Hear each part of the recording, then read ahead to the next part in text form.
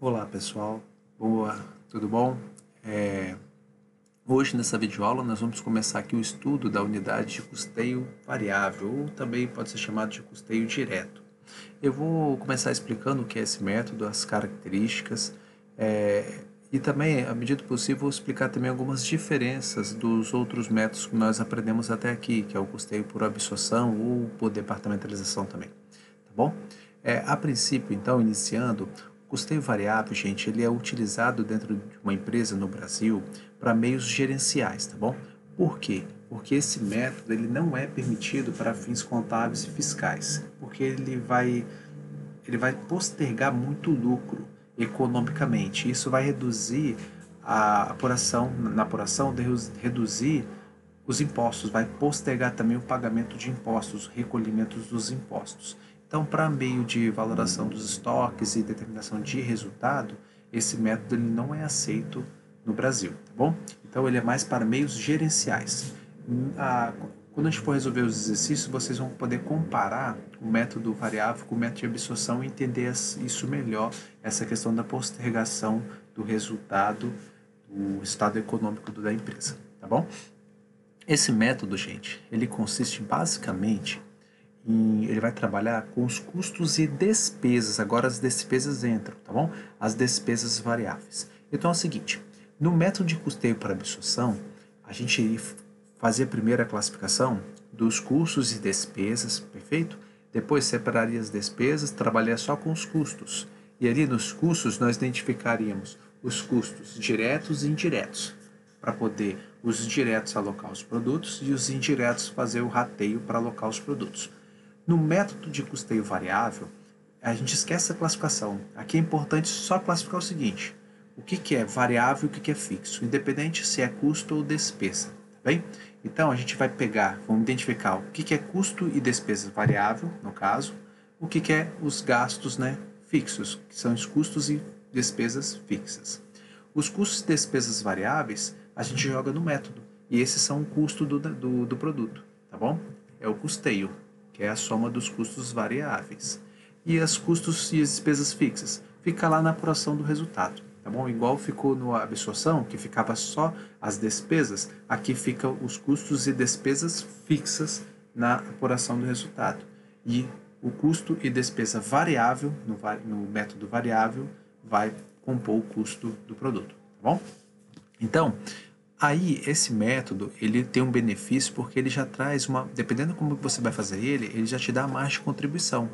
A margem de contribuição do negócio, gente, nós vamos estudar isso mais para frente num capítulo específico, lá no tomada de decisões. Mas a margem de contribuição nada mais é o valor da receita, no caso aqui é margem de contribuição total, tá? É o valor da receita total do negócio, menos os custos fixos, perdão, menos os custos e despesas variáveis. Aí vai te dar uma margem de contribuição. E o que diz essa margem de contribuição? É o que a empresa gera para pagar os seus custos fixos e despesas fixas e gerar o lucro. Exemplo, se você tem uma margem de contribuição aqui, vou colocar unitário que fica até mais fácil de visualizar. Você tem um produto que é vendido por R$ 100. E nesse produto, você tem um custo e despesas variáveis de R$ 60. Logo, a margem de contribuição desse produto é a diferença, né, entre a receita e os custos e despesas variáveis. Então, a margem de contribuição vai ser R$ 40. Isso quer dizer o seguinte: quando eu vendo o produto, pagando todos os custos e despesas variáveis, sobram R$ 40. A cada produto que eu vendo, sobra uma margem de contribuição de R$ 40. Para quê? Para cobrir todos os custos e despesas fixas do negócio e gerar o lucro, tá bom? Então é para isso que serve essa margem de contribuição. Ela é bem interessante, principalmente para tomadas de decisões. Então, um benefício desse método é que ele já te dá a possibilidade, logo de cara, de calcular a margem de contribuição. Vocês vão ver que na resolução eu sempre faço uma tabelinha que você consiga encontrar a margem de contribuição, porque é um grande benefício desse método, tá bom? E aí, aqui eu coloquei algumas características do método, umas vantagens e desvantagens. A principal vantagem desse método como ele é foco gerencial, você não usa rateio, então você não é influenciado pelos rateios, pela arbitrariedade dos rateios. Isso é uma grande vantagem. A outra vantagem também é porque ele já te dá a margem de contribuição. Isso também é uma ótima vantagem também, tá, gente? Principalmente para tomadas de decisões, para saber qual produto que eu vou incentivar a produção ou qual que eu vou diminuir a produção, entendeu? E outras tomadas de decisões também. A desvantagem principal dele é que ele é um método que ele não é aceito hoje no Brasil para apuração de resultado. Outra desvantagem, ele tem muitas implicações, muita influência pela quantidade vendida, tá? Vocês vão entender isso lá no exercício. Ele é calculado conforme a quantidade vendida. E ele é um método de curto prazo, tá? É uma visão de curto prazo, porque se você levar a longo prazo, ele se compara ao custeio por absorção. E se a empresa tiver muito imobilizado e é muito ativo fixo, né, muito imobilizado, e calcular a depreciação desse ativo imobilizado pelo método linear, que acaba sendo um custo fixo, esse custo de depreciação fica fora do cálculo do custo do produto. E dependendo da empresa é muito relevante isso, né? Então acaba também tendo essa desvantagem. Isso vai ter que ser avaliado pelo analista, tá bom? Então vamos lá no exercício. Depois vocês leem com cuidado. Qualquer coisa vocês mandem lá as dúvidas no fórum ou nos grupos lá, tá bom? Então aqui nós temos um exemplo de custeio variável. Neste exemplo, a empresa, eu coloquei que é o mesmo produto, tá? Para facilitar, mas a empresa eu coloquei 3 meses. Nesses 3 meses aqui são os primeiros dados. Ela teve a produção de janeiro de 50 mil, uma venda de 40 mil produtos, então sobrou no seu estoque 10 mil produtos e o preço de venda R$ 30. No mês de fevereiro, ela produziu 40 mil unidades, vendeu 30, sobrou também 10, só que o estoque final somou com os 10 de janeiro, então ficou um estoque final de 20 mil produtos. E o preço de venda desses produtos, R$ 32, aumentou. No mês de março, teve uma produção de 30 mil, só que as vendas foram de 50 mil. Então, ele vendeu os 30 mil produzido em março e vendeu o estoque todo no final de fevereiro, né? Então, o estoque final de março ficou zerado. O preço de venda, R$ 35, aumentou em relação a fevereiro ainda. Bom, esses são os dados. Aqui nós temos custos variáveis, que já está dividido, né? Os custos variáveis, R$ 10 de matéria-prima por unidade, R$ 2 de custo de energia por unidade e os de insumos R$ 5 por unidade. As despesas variáveis, nós temos comissões de R$ 3 por unidade e frete de R$ 2 por unidade. O custo fixo, nós temos o aluguel aqui de R$ 15 mil por mês e manutenção de R$ 20 por mês, R$ 20 mil por mês. As despesas fixas, nós temos salários de R$ 20 mil por mês e outras despesas de R$ 15 mil por mês, tá bom?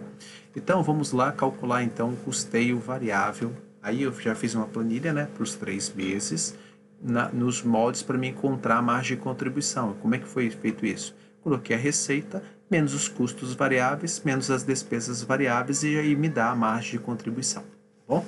Então, vamos lá. Na planilha eu coloquei até os cálculos aqui, as memórias, para ficar mais fácil para vocês estudarem. No mês de janeiro, nós temos 40 mil unidades a R$ 30 por unidade. Então, nós temos uma receita de 1.200.000. E assim eu fiz o cálculo, multiplicando o valor de venda pela quantidade vendida. E aí nós temos a receita de fevereiro e de março, totalizando uma receita no trimestre de R$ 3.910.000. O custo variável é composto pela matéria-prima, energia e insumo. E aí nós temos, como é que foi feito esse cálculo? Eu peguei o custo unitário da matéria-prima e multipliquei pela quantidade vendida. Então, achei em janeiro R$ 400 mil. Assim eu fiz para fevereiro e março. O que mudou foi a quantidade vendida, né? A energia é a mesma coisa, só que o custo de energia por unidade é R$ 2, multiplicado pela quantidade vendida dá 80, 60 e 100, respectivamente, para cada mês. Janeiro, fevereiro e março. Insumo, a mesma coisa, né? R$ 5 por insumo, por unidade vendida, então vezes 40 mil unidades, deu R$ 200 mil em janeiro, R$ 150 mil em fevereiro e R$ 250 mil em março. Totalizou 680, o total, gente, sempre coloca em cima que fica mais fácil de visualizar. Então, o total do custo variável, 680 mil em janeiro, fevereiro 510 mil e março 850 mil. Vocês vão observar então que e as despesas variáveis. As despesas variáveis, coloquei aqui embaixo, só para diferenciar. Então, as comissões dos fretes também são calculados, são um valor fixo, né, R$ 3 por unidade de comissão. unidade vendida, então deu 120 mil reais, e o frete foi R$ 2 por unidade vendida, que deu 80 mil reais no mês de janeiro, e assim fiz os cálculos. O total do custo variável e despesas variáveis somado está nessa linha aqui de baixo, né? Deu 880 mil para janeiro, 660 mil para fevereiro, 1 milhão e 100 para março. E a margem de contribuição? A margem de contribuição é a receita menos os custos e despesas variáveis, que é esse total aqui. Então, no mês de janeiro, gerou uma margem de contribuição de 320 mil reais. No mês de fevereiro, 300 mil reais. No mês de março, gerou uma margem de 650 mil reais.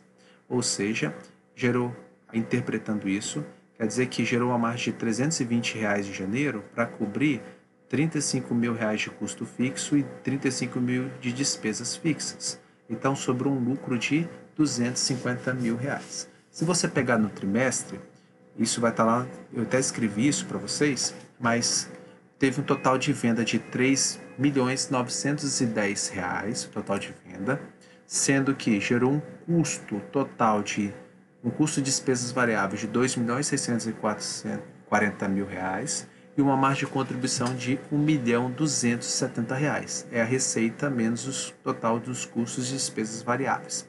Com esse 1.270 mil reais, eu paguei todos os custos e despesas do período, que foi somando aqui 105 e 105, né, foi de 210 mil, e sobrou um lucro de 1.060 mil reais. Tudo bem? Se você pegar o custo do estoque, gente, se você pegar aqui, o custo das despesas variáveis por unidade, é só pegar o custo aqui, ó, total, tá vendo? O custo variável total, 880 mil reais, e dividir pelas 40 mil unidades. Então, deu um custo de R$ 22 reais. Faz o mesmo para fevereiro.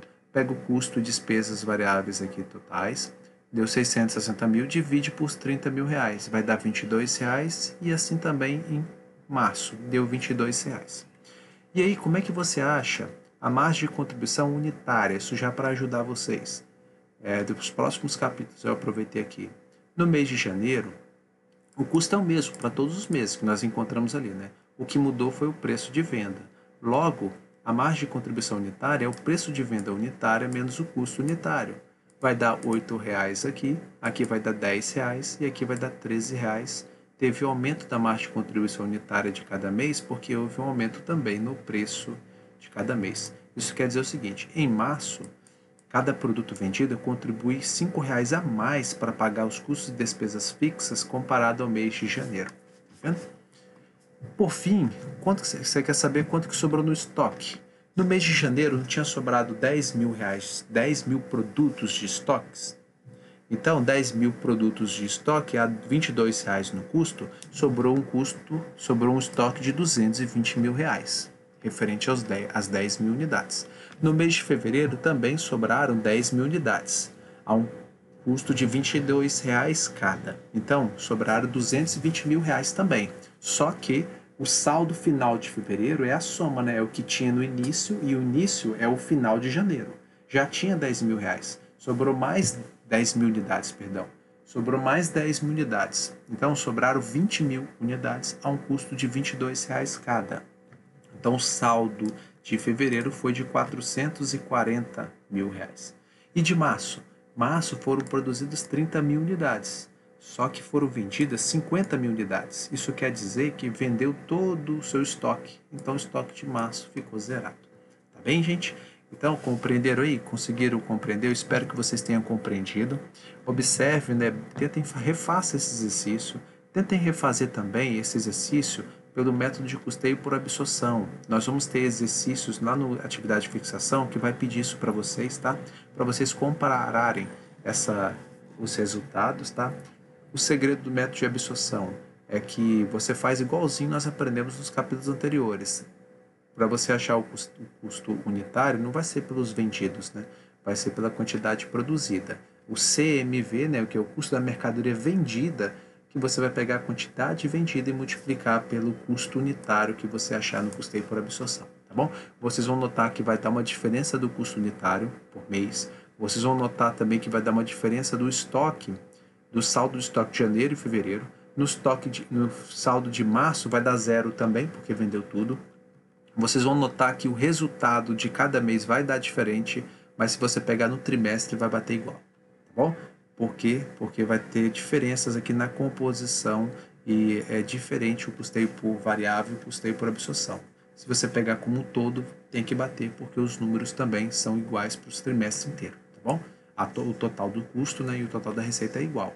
Isso, a diferença é a postergação, tá bom? Aqui, postergou o lucro para 250, se fosse o método de absorção, o lucro seria maior nesse mês, aqui seria um pouco maior e aqui seria um pouco menor possivelmente, tá bom? Porque vai diminuindo o lucro. Vai aumentando no custeio por variável, vai aumentando o lucro. No custeio por absorção, aqui seria um lucro maior, aqui seria maior que esse, aqui seria talvez um pouco menor, porque vai reduzindo o lucro. Tá bom, gente? Então, espero que vocês tenham compreendido. É interessante vocês refazerem mesmo esse exercício e fazer a atividade de fixação.